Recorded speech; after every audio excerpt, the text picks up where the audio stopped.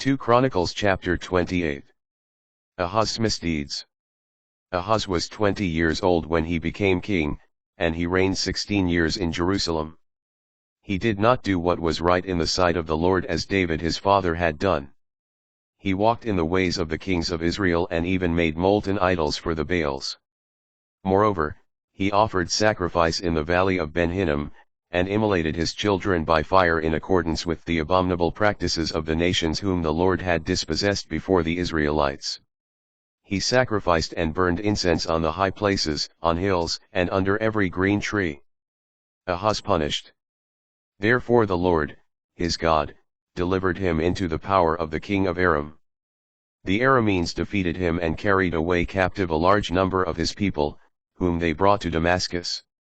He was also delivered into the power of the king of Israel, who defeated him with great slaughter. For Pekah, son of Remaliah, killed 120,000 of Judah in a single day, all of them valiant men, because they had abandoned the Lord, the God of their ancestors. Zichri, an Ephraimite warrior, killed Maaseiah, the king's son, and Azrikam, the master of the palace, and also Elkanah, who was second to the king. The Israelites took away as captives 200,000 of their kinfolk's wives, sons, and daughters. They also took from them much plunder, which they brought to Samaria. Oded's prophecy.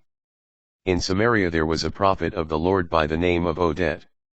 He went out to meet the army returning to Samaria and said to them, "It was because the Lord, the God of your ancestors, was angry with Judah that he delivered them into your power. You, however, have killed them with a fury that has reached up to heaven. And now you are planning to subjugate the people of Judah and Jerusalem as your slaves and bondwomen. Are not you yourselves, therefore, guilty of a crime against the Lord, your God? Now listen to me, send back the captives you have carried off from among your kin, for the burning anger of the Lord is upon you." At this, some of the Ephraimite leaders, Azariah, son of Johanan, Berechiah, son of Meshullemeth, Jeizkiah, son of Shallum, and Amasa, son of Hadlai, themselves stood up in opposition to those who had returned from the war. They said to them, "Do not bring the captives here, for what you are planning will make us guilty before the Lord and increase our sins and our guilt. Great is our guilt, and there is burning anger upon Israel." Therefore the soldiers left their captives and the plunder before the princes and the whole assembly. Then the men just named proceeded to help the captives.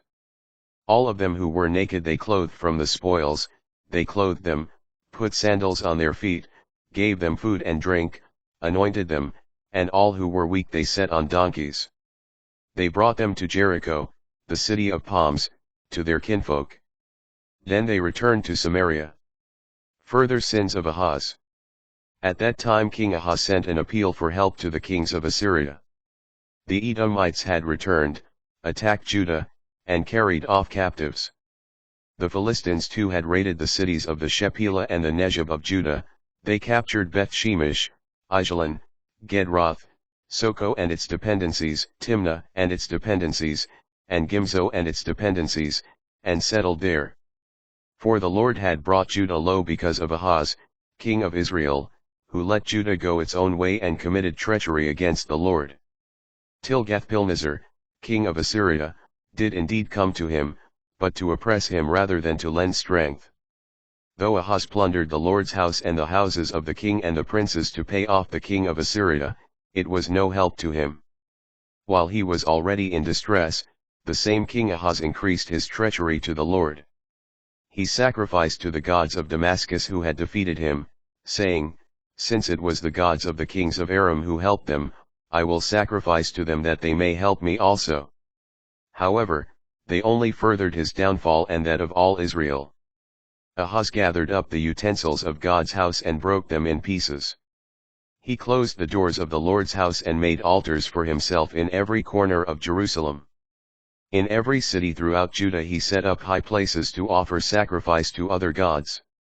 Thus he provoked the Lord, the God of his ancestors, to anger.